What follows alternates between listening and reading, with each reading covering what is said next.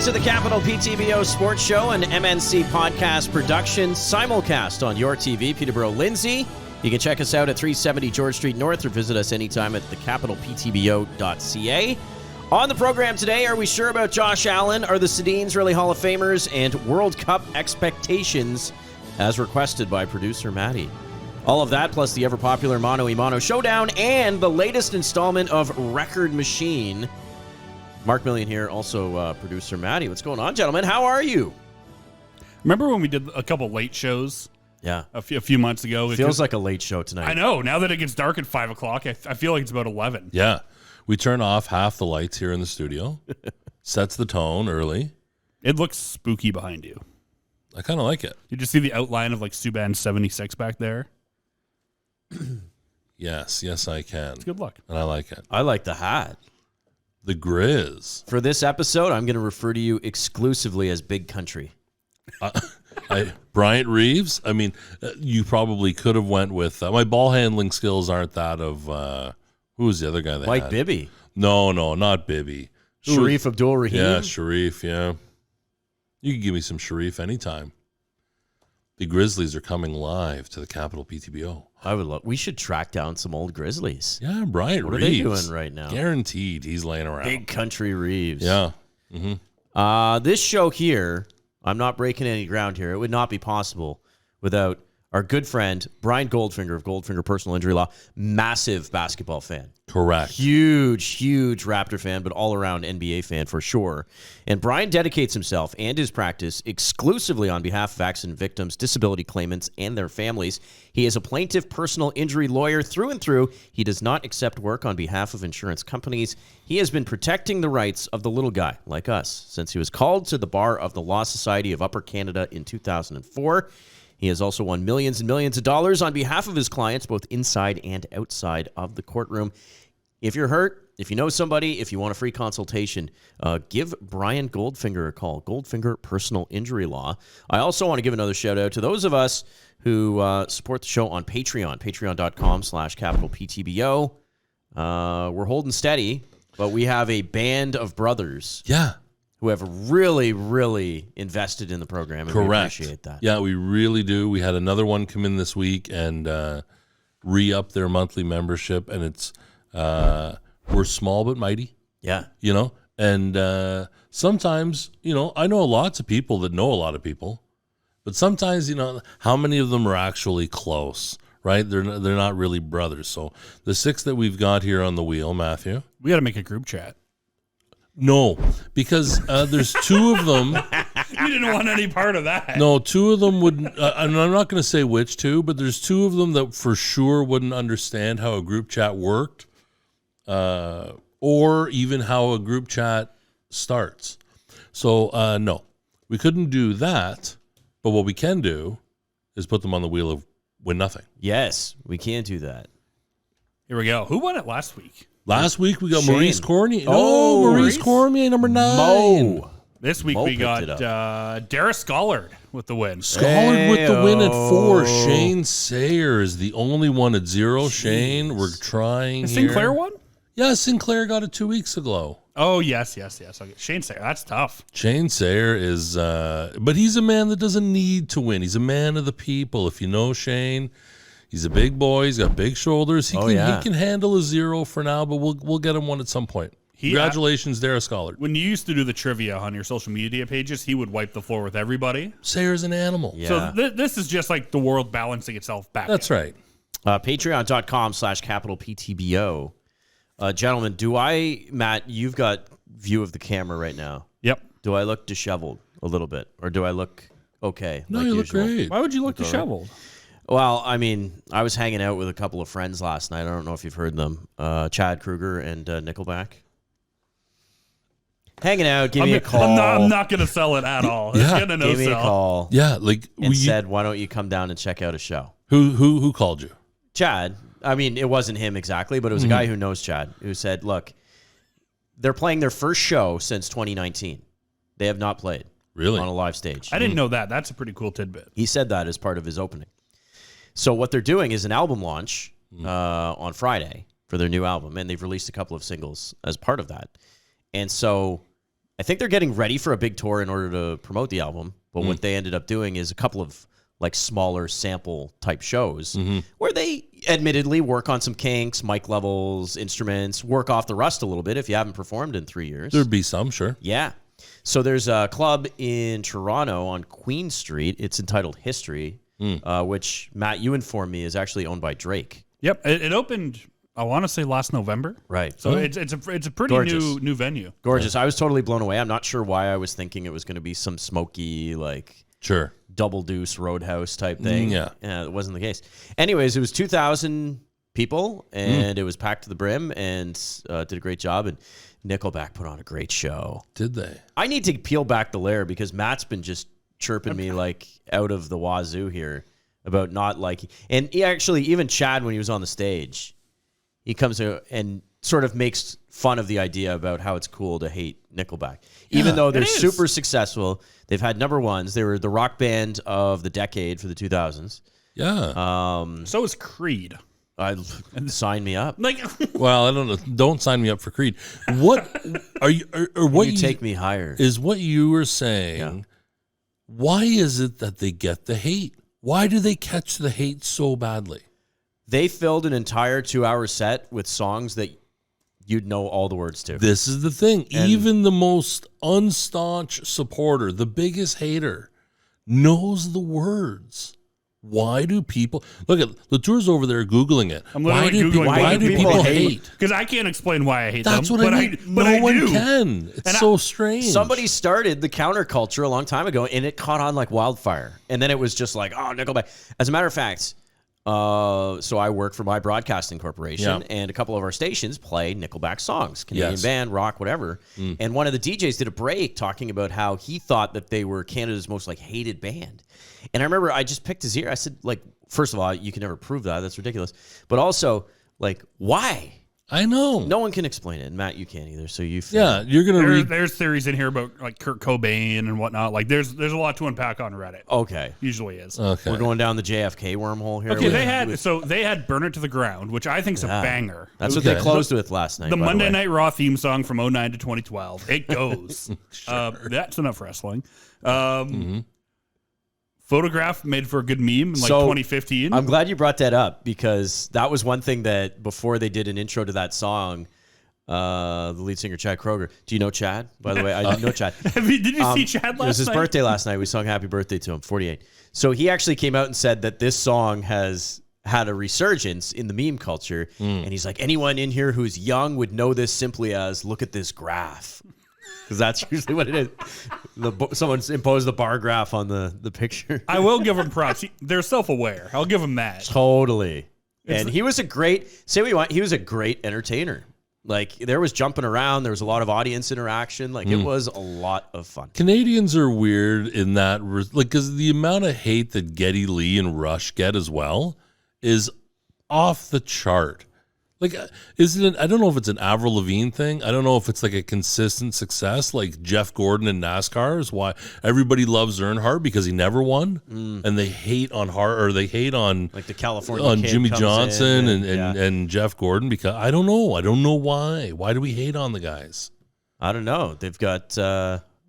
Let's just say they could sell out concert 2 weeks straight and not even blink an eye. And you crush the lyrics to every song. Oh yeah, no, easily all of them. The best part was there was. And by the way, this is all we're talking about today on the show. So if you don't like it, you can turn the station if you don't want to hear more Nickelback. And I've got some Dexter Offspring talk coming too. But it was led because I've never been to something like this, and it was an album launch sort of thing. I thought my expectation was they were going to play all the songs of the new album. Oh, and you're like, okay, like, and maybe sprinkle in a favorite or two just to keep the audience engaged. They played 2 new songs off the album, spaced them out, and every other one was a notable. All the hits. Beautiful. Rockstar, Photograph, How You Remind Me, Burn It to the Ground. All right. In November 2011, users of the music-oriented dating site tastebuds.fm voted Nickelback as the #1 musical turnoff. Come on. That's that one hurts. You don't think nobody's gotten taken to the ground on Nickelback? Get out of here. You kidding me? My man, who I've lost touch with, his name was George Miljanovsky, and he got an SUV when we were 16, so 2005. And, you know, when you feel like you're young and cool and you're going out in a car for the first time. Absolutely. And The windows are down. Sure. I mean, he would drive like a maniac, which is not good. But he would always keep the song Animals cranked by like Nickelback. So it's just like a song that, for whatever reason, turned a switch in his head. And he's like, I need to be changing lanes and zooming all over the place. Who'd you go with? All right. I went with our good friend Jeremy Biden. Yeah. Who was part of the Mercier and crew ecosystem once upon a time. He used to come on and join the program. He's done Get Fit with Jerry. He's done some charity endeavors. Yeah. Is now a bigwig at TMS, which is the mobile shop. Yeah. And they sell all carriers. I need to reach out to Jared. It's time for me. September 2016. Wow. On this cell phone. And now it's starting to freeze up, starting to act up. So, Jared, I'm going to give you a call. Are you jumping ship to Team iPhone? No.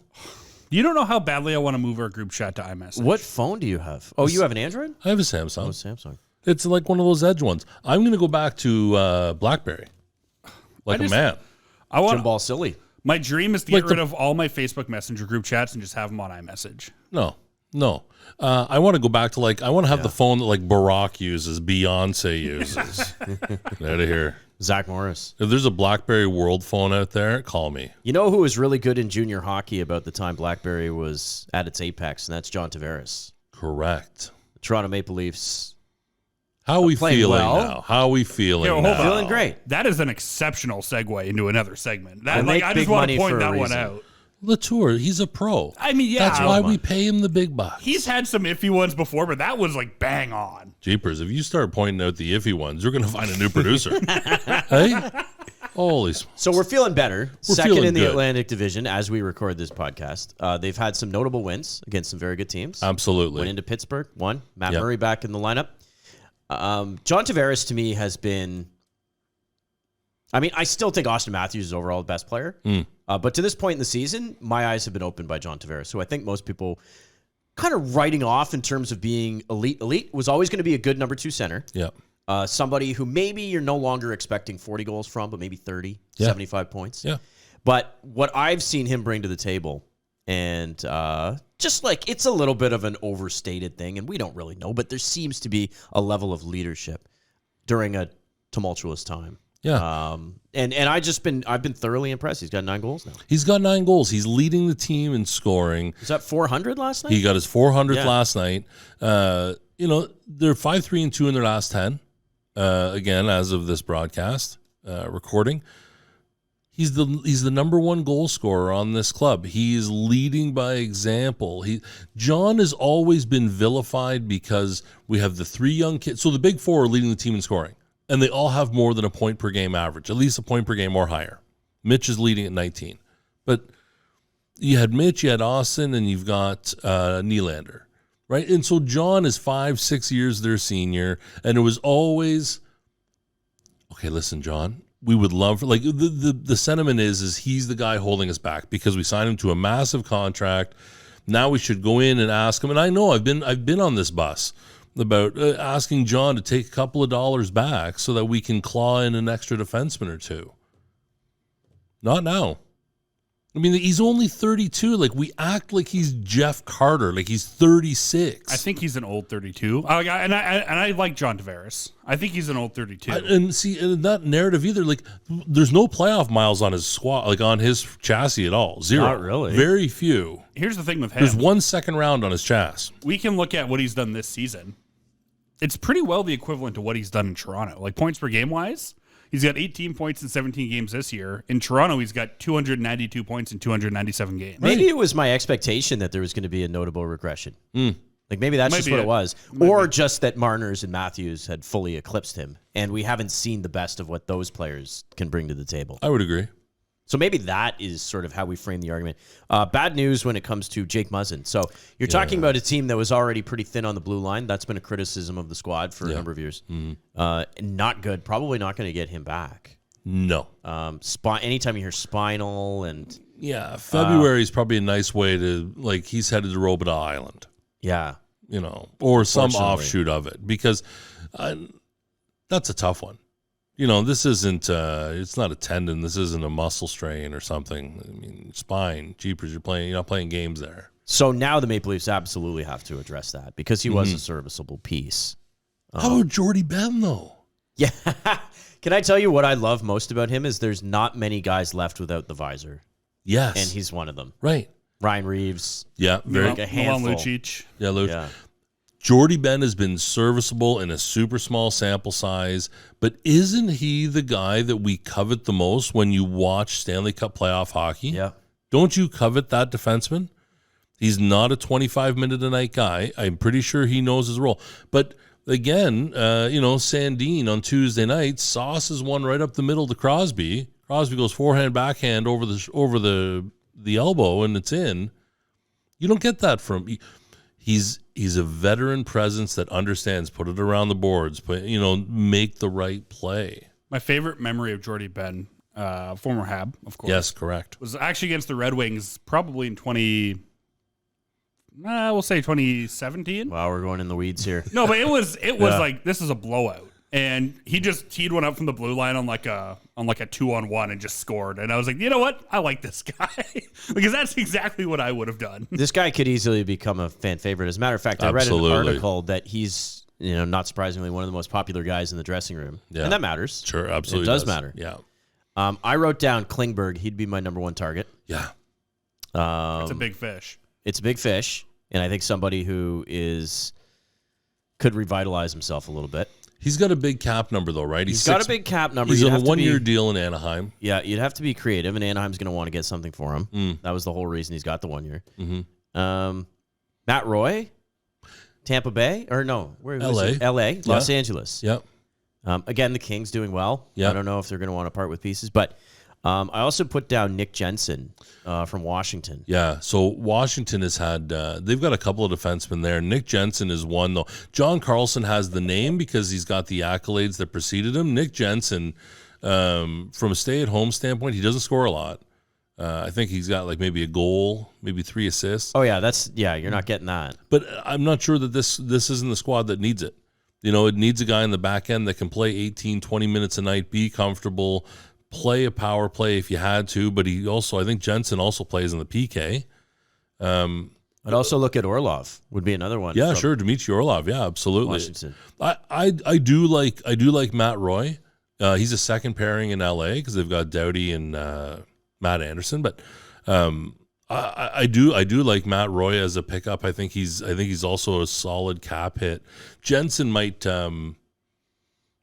be a bigger hit. Klingberg would be the winner if you could get him on a $6 million. Klingberg, Roy, and then if it gets to an Orlov or a Jensen. But I take my shots at the other two. Yeah, because you need an upgrade. Yeah, Klingberg's number one power play. He's a 22-minute-a-night guy. He's an automatic.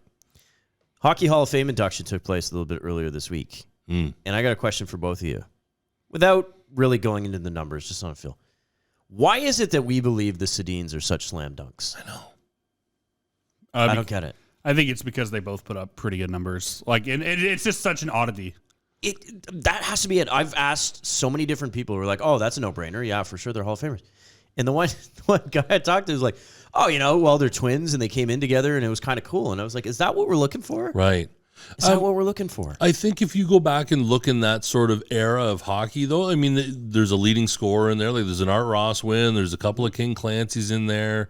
There's a heart for Henrik. There's a heart for Henrik. So, and I think in that sort of 08 to 2013 metric, Vancouver, they're probably amongst, I'm a big believer of you have to be the best in a particular era to even have a sniff at the Hall of Fame. Olympic gold and silver. Olympic gold and silver, which I know it's the Hockey Hall of Fame, and I know that international side matters, but I think that the depth of it should be your NHL contribution if you're a male, certainly. I think it's pretty hard to get away from the fact that those two guys weren't in the top 3 combined. Like there was very few, maybe Alex. Like Alex scored 65 in 09. There wasn't too many guys on this side, certainly on the Canadian side of the ice. So I've been thinking about this more and more. So they both finish with basically, just over 1,000 points. Yeah. In like 1,300 games. So they're well below a point per game, which again, different era, maybe more difficult to achieve because their early part of their career would have been in the dead puck part of it. Sure. They go right in. Alfredson has to wait. I hold much more value in being like the face of a team, of a franchise, which I guess you could point your finger and say, well, the Sedins kind of were. Because there's two of them, they're not. I don't think they are at all. I think it goes clean from Marcus Naslund to Roberto Luongo. Absolutely. I would agree. And even Marcus Naslund, who is not going to get into the Hall of Fame, doesn't have the credentials. No. Had 3 straight first-team All-Stars as a left winger, which is more than either of the Sedins. He was the face of the team. He was doing this with Brendan Morrison as his centerman, and he was scoring, in a time where people weren't scoring 50 goals, he was getting 47 and 48 goals. Yeah. And I just scratched my head, and I thought, would I want to have the Sedins, or would I want to have Alfredsson? Okay, he's in now. Naslund. Like, McGillney? Like, that's the one that always jumps out to me. I must value Alexander McGillney a lot more than certain people. To me, that is a no-brainer, and he was really good on both ends of the rink, too. Yeah. I don't get that one. I don't understand McGillney, and I guess if you're looking at the Sedins are a 400-goal, 1,000-point team. Like, right? 400-goal, 1,000-point performance. And here we are, we're on the, like we just talked about Tavares. Here's Johnny. He's 400 goals. He just hit 1,000 points, and he is on the fence. If you look at, and I know people don't, if you do really well in the playoffs, it matters. If you don't do well in the playoffs, it kind of doesn't. People don't pay attention to it. If you actually looked up the Sedins' performance in the playoffs through the course of their career, save for the one run. That's right. It's terrible. Not good. Yeah. It is awful. Is there, does it come into play because they're Swedish? And I don't mean that in terms of, I just mean in terms of representation. These are probably the 2 of the best Sweden's ever produced in a generation that I wouldn't say that they weren't overshadowed by Mats because he came earlier, and I certainly don't think that they were overshadowed by Alfredsson. I think they were probably on par, if not a little bit better than Alfie. So I wonder if there's that sort of thing to it where, we let in every Canadian and American under the sun. And if you can't do one without the other. This has been their whole career. That's the This thing. is where I kind of, because I think Henrik with the heart and the scoring title, like I even feel like he had more gas in the tank and just felt like the need to retire when Daniel retired. Yeah. Like that's odd to me. The whole thing is odd to me. The only person I can find with kind of comparable points per game that's more modern is Mercier and Hossa. Should Mercier and Hossa be in the Hall of Fame? Yes. So he had 90 more points than the Sedins in the exact same amount of games. Also an absolute elite two-way player, which I don't think the Sedins would be accused 50 goals of. scorer, Stanley Cup champion. But we're talking face of franchises. Yeah, he wasn't. That's the thing. He wasn't. Hossa wasn't. Mm-mm. I think the cups matter. Here's how many cups did he get? 2? 3. He was part of all the Chicago teams. Yeah. Was he? So. I thought he got 2 and got to 3. No, because he lost in Pittsburgh, lost in Detroit, and then won the 3 with. So he's been to the Cup final 5 times. That's right. Actually, yeah, you're right. Right. Did he? Oh, he wasn't on the Ottawa team, was he? No, he was in Atlanta by then. I mean, to me, that one's a no-brainer because I think he was a better just hockey player. Yeah. I think the fact there's 2 of them makes a big difference. I just find that strange. And if that's what I also find it strange that 3 Hall of Famers on one team that never actually won a championship. I know. You know what I mean? Like you've got the Sedins and you've got Luongo and it's like they didn't win. And they were we should do maybe for the holidays, we should do a great like one-off teams that didn't quite win that were never the same again. Yeah. Because it was like they never even made it out of the first round of the playoffs after they made it all the way to the final. President's Trophy, Game 7, and that loss just like crushed them. That was the end of it. One last hockey note here locally, Nolan Burke. Yes. Yeah, good for him. Friend of he was part of the MNC atmosphere for a little bit. We used to chat with him when he was a little bit younger and when he was getting his start with Darian Hatcher in Sarnia. Yeah. And he signed an entry-level contract with the Nashville Predators. Terrific. So I know his dad, Tim, pretty well, and he watches the show sometimes. So, Tim, we'll give you a shout-out. Outstanding stuff. The young lad's a wagon. Yeah. Like, look out for this kid. He's huge, and he can put the puck in the net. It would be nice to get one of these Peterborough kids coming back. I mean, not that Stillman wasn't nice to get because he was, but there's a lot of these kids. I mean, Cranley I know is a thing, but like there's a lot of these, a lot of Savard, a lot of big Peterborough kids playing in the O, and that's good news locally. So he was a wagon, and one person that we thought was a wagon was Josh Allen. Oh, easy, big fella. Okay. Where are we at? This guy's still hanging on to the week. No. 2 weeks ago, this was slam dunk MVP. No. Not anymore. He's not going to win the MVP. Here. Justin Fields now. The window's open. Come in off the ledge. Come on. Okay, look. The Bills have lost 3 games by 8 points total. I hear that. Okay, Minnesota game of the year. Jefferson fires off one. That gets equalized by the Gabriel Davis non-catch, all this other stuff. Yeah. Okay, fine. You're on the half-yard line. It only looks bad because you fumbled it. And I know that you should have just taken the safety and then kicked it back. In the CFL, they take that safety for sure. Well, In the NFL, they don't. Yeah. No. Does it really matter that they got beat? Now they went from 1st to 5th in the AFC, and I understand that. But I'm going to present you this, and I think you're going to be okay. The Bills have remaining the Browns, please. In Detroit, please. In New England. Home to the Jets. Home to the Dolphins in December. That's the game I'm circling. Bears, they're in Chicago, in Cincinnati. New England. There's 6 wins there. Yeah. I would strongly suggest they won't win both the Pats games. I would strongly suggest that they'll probably have a hard time with Cincinnati. Cincinnati in December is an ugly place. It's not fun to play in. So, my overall concern level for the team and their seeding is not as high as watching Josh Allen make some pretty inexplicable mistakes. This is their kryptonite. 4 red zone interceptions in 2 weeks. And the fumble. Right in the numbers. That's the thing. That pass in overtime against Minnesota, and he had looked so good leading them down to the tie game and in overtime. All I can think of with a guy like Josh, and that's why I pointed to the 3 losses by an 8 combined points. Sometimes the kid's magic, and sometimes you just like a genius. So, you're thinking like you're so smart. You're actually that was an idiotic thing to do, and sometimes Josh gets he's in his own head that way or in his own way that way. He's like Inspector Gadget. Like he has too many gadgets. I don't know. So he's actually an idiot because his belt gives him too much. He needs Penny to. The 3 losses by, you said 8 combined points? Yeah. That's what scares me. So I found the stat. I had to look it up to make sure. Since 2021, he's 2-8 in 1-score games. That's not good. Those are playoff games. Yep. So those are not good. He's got to figure out to win close games. Like, I think that's what he's got to do. He's just started making some throws that we thought at this point he had matured out of. Mm-hmm. And it is almost like the expression that my friends use is that he's smelling himself. Yeah, it's like, sure. Oh, I can do this. Mahomes does that sometimes. Yeah. I can do this, no problem.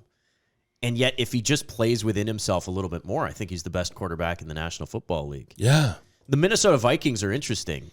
Like, where are we at on them? I don't know anybody going into that game, regardless of what their record was, that was like, oh, this is a team to beat in the NFC. Yeah. Eagles go down to Washington. Yep. Now the Cowboys blow one at Lambeau that was ugly. And now you're looking like, are the Vikings the team in the NFC? I was impressed with their comeback. I think Buffalo obviously aided it with some bad mistakes. Absolutely. But they also caused some of those mistakes. And Kirk Cousins, who I never really cared for, yet his stats always suggest he's really good.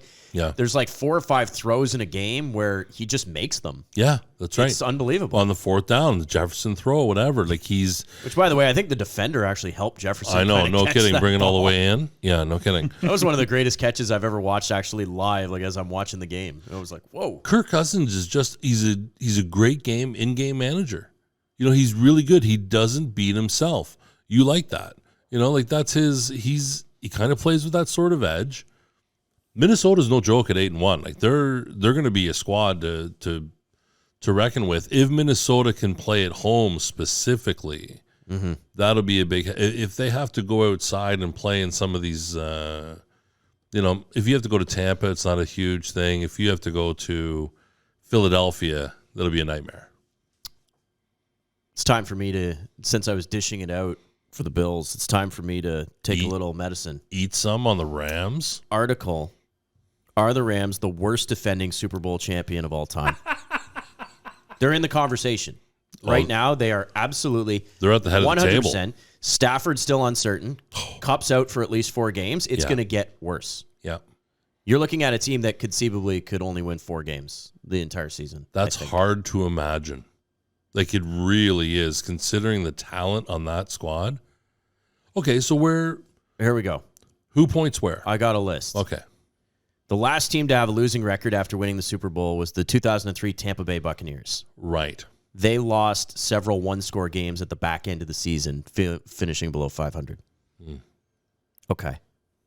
I'm going to kind of separate the 99 Broncos because there's so much changeover from 98. Yeah, you lose that's right. Elway, and Davis gets hurt. Yeah. So, yeah, they only went 6-10 that year with Brian Greasy, but I look at that as almost different because it was just like you're not bringing back the same team and the same makeup. I would agree. So I'm sort of pushing that out. Yeah.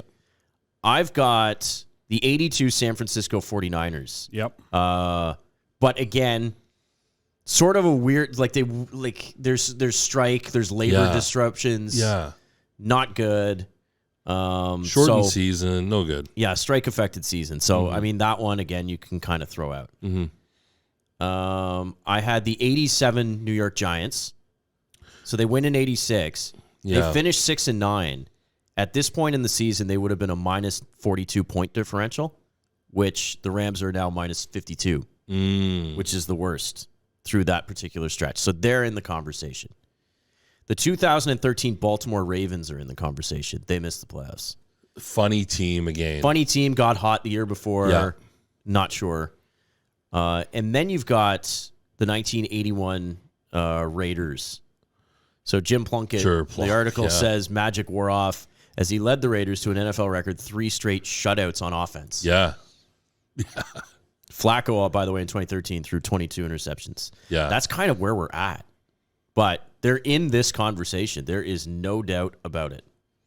And I blame a lot of it. We won't turn this fully into Rams radio, but I think McVay has lost the team. Really? I think he's kind of lost the team. You think he's just out of it mentally? I don't know. He flirts with going to TV. All the time, yeah. Then all of a sudden, Brady signs this $350 million that I think he was like, oh, geez, that could have been me. Mm-hmm. I think the easy narrative is you point the finger and say, look, when you load up at certain positions and you get rid of all these draft picks, eventually it catches up to you. We talked about this last year. So you're just, lesser than at certain positions and you have, 4-star players, but your second-round picks are now fourth-round picks and they're just not as good. Yeah. But I look at some of the coaching decisions and the offense. This guy is supposed to be an offensive mind, genius, guru. Yeah. They're averaging, 17 points a game? Yeah. Even last week, I think, they just added such a garbage time touchdown that it was so. Is Stafford one of these guys that, he goes from Detroit to St. Louis and just ends up being, that's it. You talking about a guy's got a lot of miles on him. I mean, Matt Stafford's arms got a ton of wear on. To me, you can't be an offensive genius if I think it was 35% of the offense was going through one player. Which was what you pointed your finger at in the playoffs last year and said, this can't happen. Mm-hmm. That's Super Bowl. They play that 100 times. They don't win those games. Sure. Especially in the second half after Odell got hurt. Right. So I'm wondering, why is there not creativity to get Allen Robinson? They've never solved the running back thing. They got rid of Gurley, and it's just been these nightmare. Cam Akers for a minute looked okay and then got fumbleitis and then sat out. Darrell Henderson is just like the least creative running back of all time. Yeah.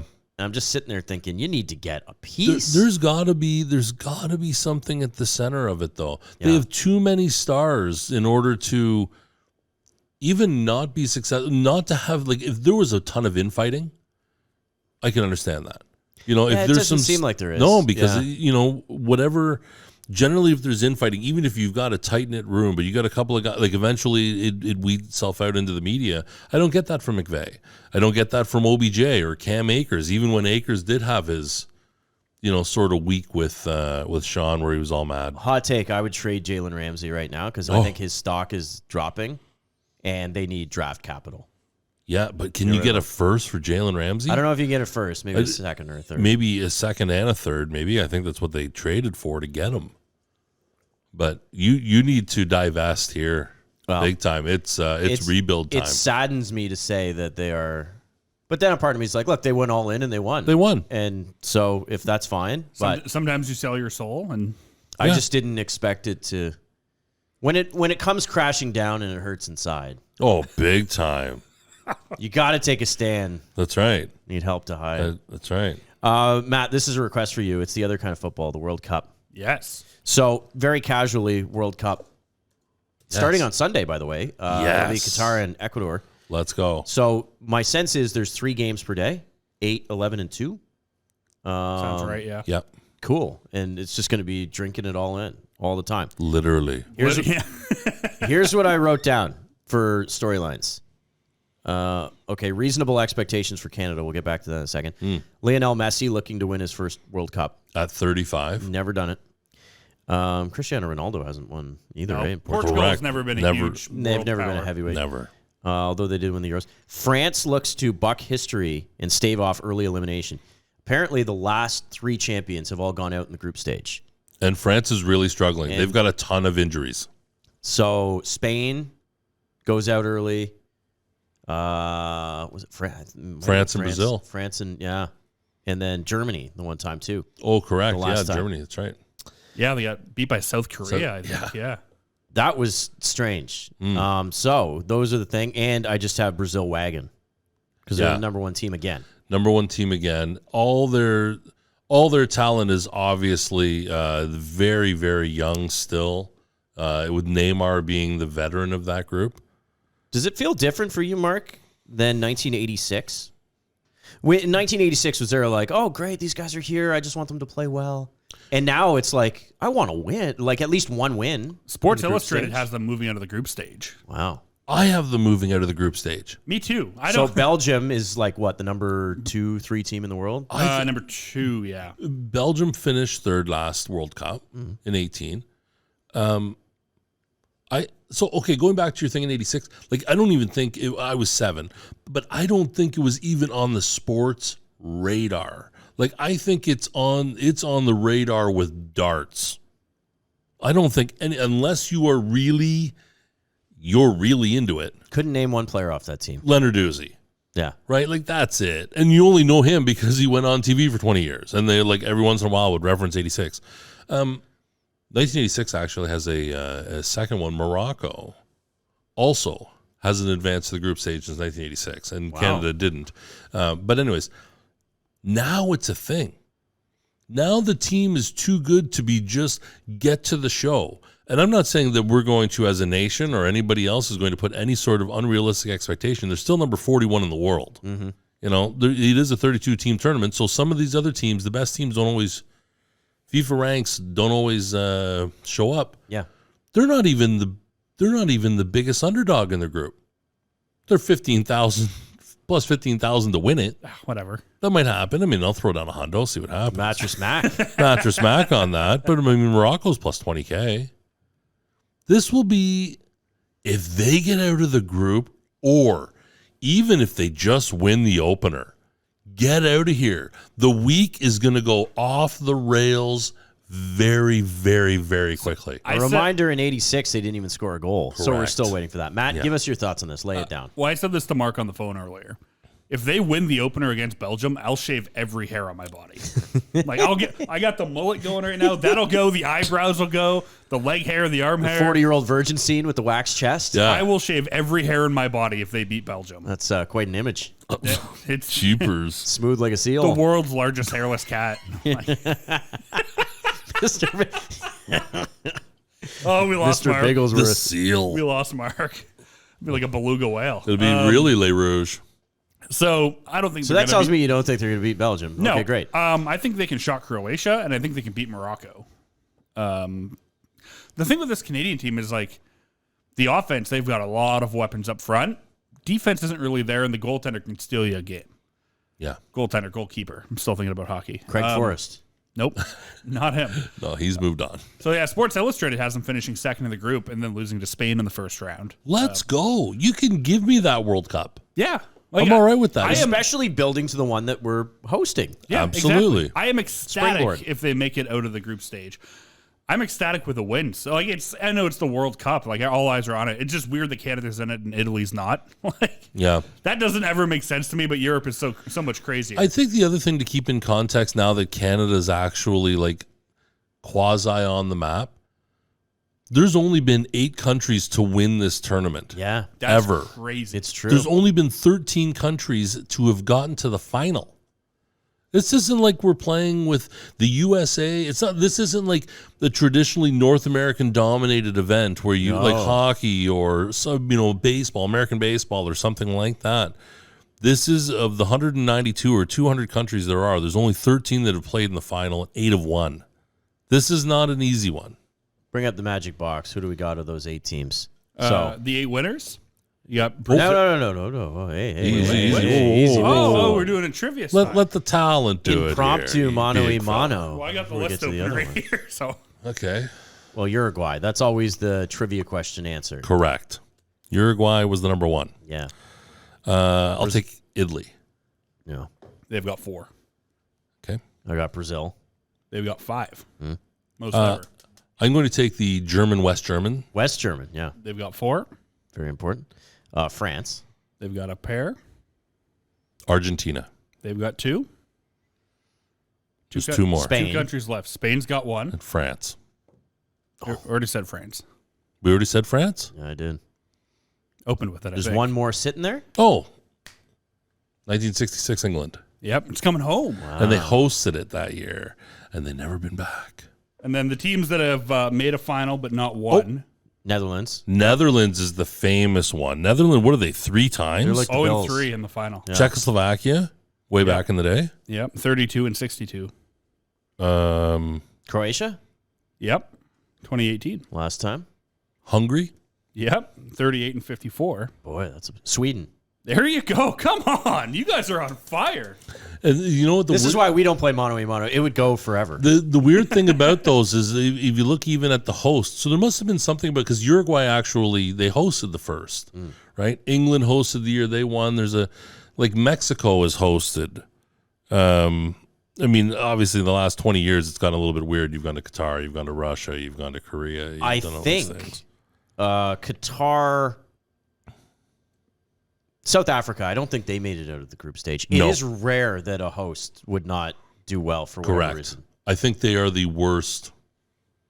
Yeah, the worst. Which makes host. sense. You're you're branching off, going to new places. Yeah, you've got to grow the game to some I saw degree. Sepp Blatter came out and said giving it to Qatar was a mistake 12 years ago. Isn't that rich from Sepp? How many people died? Sepp, that was a big thing. it's a little rich from this guy when he's taking millions of dollars a year in gifts and bribes. Yeah, true. It's such a different. We're not getting into it now. No. There's further discussion and litigation that can go on. Labor issues, homophobia, rampant. The problem is when you try and grow something globally, there are parts of the world that think a lot differently than Absolutely. the mainstream Western There's culture. dark corners, sure. And so it's sort of half. I'm glad there's other cultures and we're experiencing it, but it's that fine line of is it then impressed upon us to demand that they recognize our way of life? You know what I mean? It's very hard. difficult. It's very hard to go to Beijing and, want them to impose their, the North American human rights. Yeah. It's very difficult, while we're not sitting here, not proponents of the way that China treats their people. That's not what we're saying at all. It's just hard when it's normal. There's dark corners in every country. We've got our own. Yes. So it's hard to impose your will because of your want. A record machine.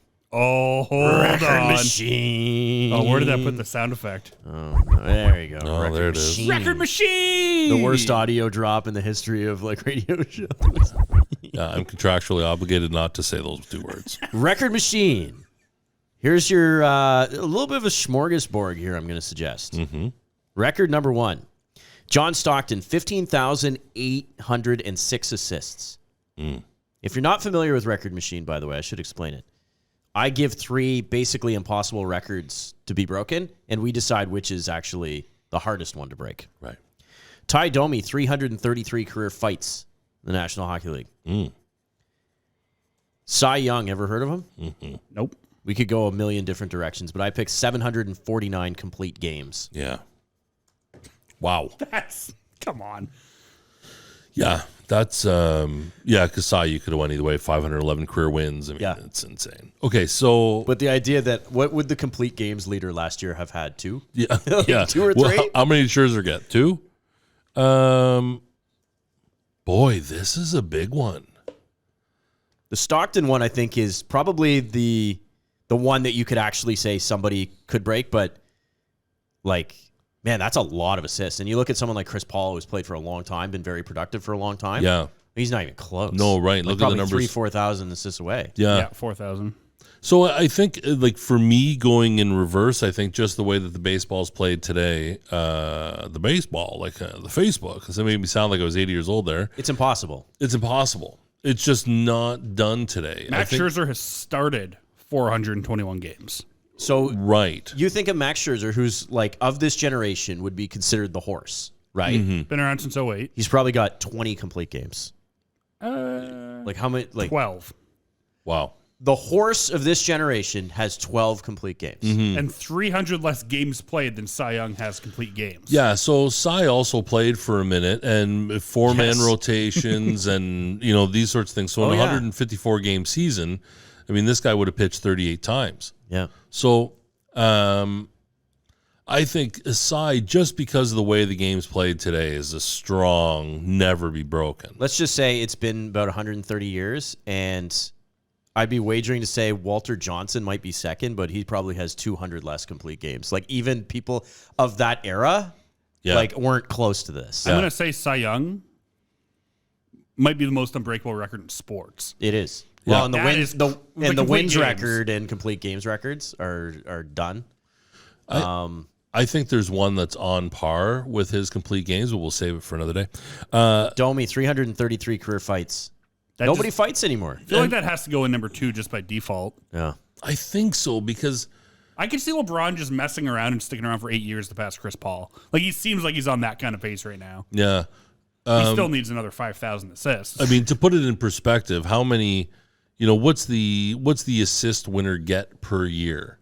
They get 1,200 assists a year. Right now, not even. No. There's only ever been, 1164 is the record. Single That's right. season. That's right. Last year, the most assists was Trae Young with 737. Oh, jeepers. Yeah, so you've got to play 22 seasons at 737. Yeah. There have only been, I'm going to say, there have only been 8 1,000 assist seasons, and John has 6 of them. Yeah. Like, it's Gretzky level, that Yeah. type garbage. Active players, you've got Chris Paul, who's almost 5,000 behind. And he's been a unicorn, basically. Like, he's LeBron's almost 6,000 behind, and Russell Westbrook is about 8,000 behind. no, it's And that's it for the top 25 that are active. not insane. attainable. I think even this generation of ball player probably is not as much facilitator as they are ball handler. and the position of point guard is so fluid now. It's Yeah. not like one guy passes to one guy who shoots. Right.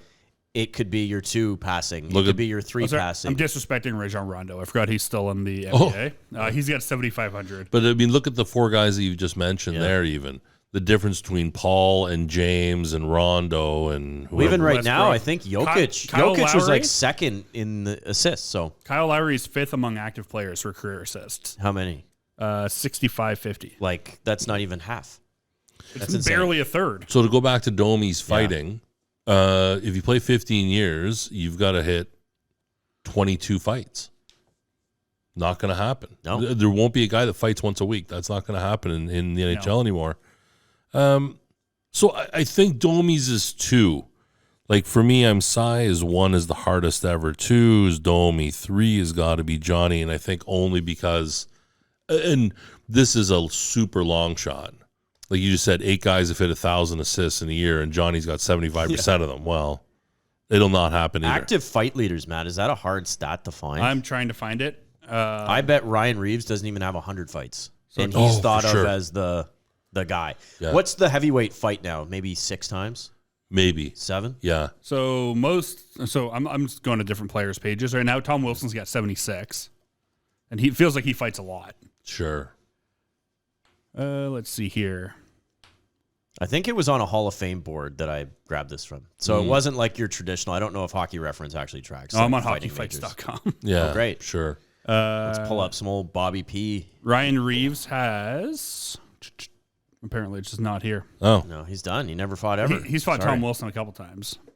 I just can't click on his name. I don't think he's very close. I don't think he's very close, and I don't think the NHL is really. Would allow it. No, they wouldn't allow it. They're going to eventually probably do what the OHL does, which is you fight 5 times, you get suspended. Or something. Something Which like in the OHL, that. I think it's even like 2 now. He's got 76, Ryan Reeves. It's unfortunate that the NHL goes this way. I mean, the fighting only hurts the players. I'm not a big proponent of because it's led to more rats, more stick work, more hitting from behind, more ratness. I'll put that to the side and just say that I enjoyed it more when that would happen. And even now, when 76 people... for Chara. Is that right? Oh, that's A more lot than of I these guys thought. are rated 76. There's not many people walking out of the building when there's a fight. I'm sorry. Correct. It's still like because we as humans are animals. Yes. And every now and then, no different than on the schoolyard, you don't like to see people get hurt, but not a lot of people get hurt that much. Right. Guys get knocked out in the UFC, like laying down, hands It's a twitching. $1 billion business. In the NHL, it seldom happens. Every once in a while you catch a, Kyprios Vandenbush. Yeah. Not very often. George Peros, that was an ugly one. George was an ugly one, yeah. He kind of fell, though, right? Yeah. He tripped over Colton Orr. Yeah. All right. Somebody out there is going to be like, these Neanderthals. Where's Don Cherry right now? Mono e Mono Challenge, the actual one. Let's go Art Ross Trophy winners. Oh, no. I'm going to let Mark threw up a whiff on the Norris a few weeks ago. What about Art Ross? You're not living that Norris down. I didn't even have to bring it up this time. Yeah. Art Ross, by the way, first acknowledged in 47-48. Officially. 1947-48. Okay. That's when the trophy first started coming in. Let's see. You want to go first? Wayne Gretzky. There's a few of them on there. I knew that one. He's got 9, a I few. think. Mario Lemieux. A few on there, too. Okay. Robert Gordon Orr. Yes. Sidney Crosby. Yes. Not as many as I would have thought with 2. Marcel Dion. Sneaky one, yes. Marcel's got one? He ties Absolutely. Gretzky in points, but had the goal. Isn't total. that That's nice? the first tiebreaker is goals. The technicality. This is one that I'm not crazy confident in, just because of the era. Yarmir Yager? Oh, yeah. Yeah, he's got I a think he couple. had 5 of them. Wow. 4 in a row. Yeah. I was very confident in that. 97-01. 4 in a row. Connor McDavid. Yeah, of course. By the way, between 1981 and 2001, only Gretzky, Lemieux, and Yager. Nobody else. Correct. Insane. Yes, you're right. Joe Thornton. Yeah. Joey T had one coming out of the lockout.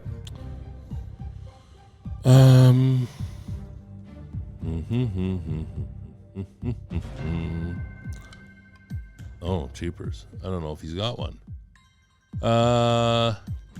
Come on, we got to count him down. Rocket Richard. No. Too early. Too early. No. No, he's around. Richard never got was one in he? the 50s? Never.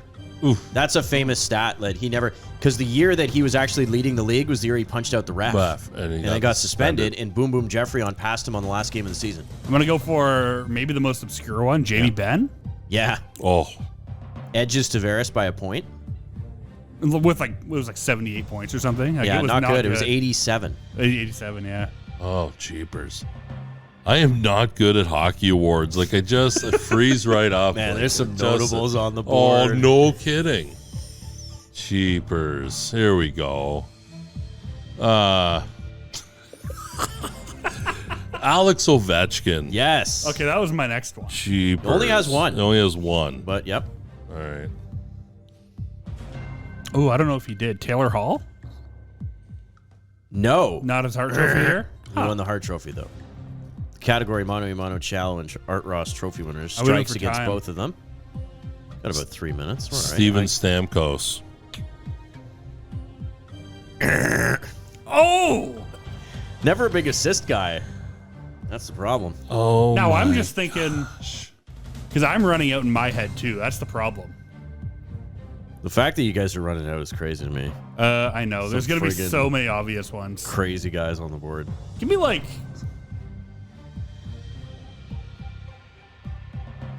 oh God, what's his name? I'm gonna buzz you. Ray Bork. No. My brain stopped working. and he came to mind. The defense, like only Orr as a defenseman has won the. That helps. Okay, Guy Lafleur. Yes, 3 in a row. Mike Fossey. Oh, this is. Is that it? That's 3. He was bitten in all the Gretzky years. He got buried in the Gretzky years. Holy Mark for the win. Give me one. For the win, and I'm just struggling. Oh, I'm an idiot. For the You know win. what? This is the worst, guys. Oh, come on. Honestly, the worst. Phil Esposito. Yes, a whole Jeepers. whopping of them. Poor Leon Draisaitl getting forgotten about. Anybody ever heard of Mr. Hockey yeah, by Gordy? a chance? Nope. Jean Beliveau, pretty good. Terrible Ted Lindsay. Marty St. Louis. Daniel Bobby Sedin. Hull. Yeah, the Sedins, which we talked about a little bit earlier back-to-back on the years. show. Oh, and I said they won an Art Ross. They both did in back-to-back years. Forsberg, Iginla. Yeah, see, Forsberg's a sneaky one.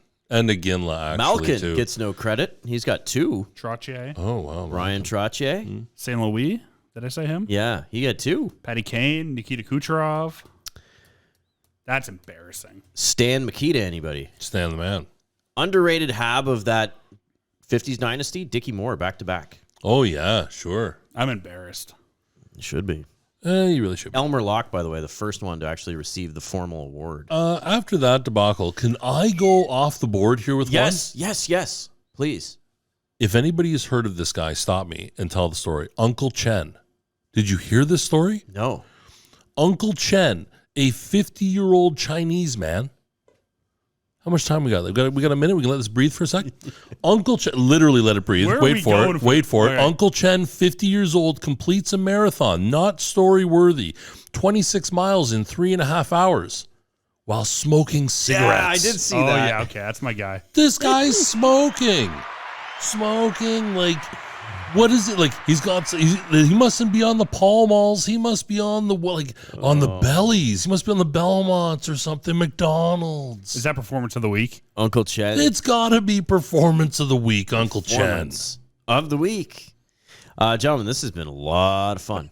And stay tuned to the social media pages because we're going to draw for the Gretzky. Yeah, we are going to Or you drop want the to do that Gretzky. now?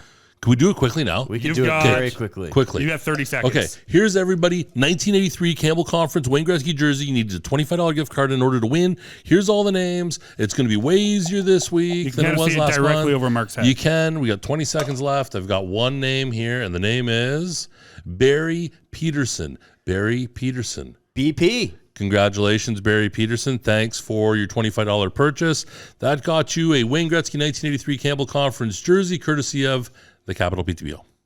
Well done. Take it home, Jordan. The Capital PTBO is simulcast on your TV, Peterborough, Lindsay. You can check us out 370 George Street North. Visit us anytime at thecapitalptbo.ca. This has been the Capital PTBO Sports Show, an MNC podcast production. We will talk again next week.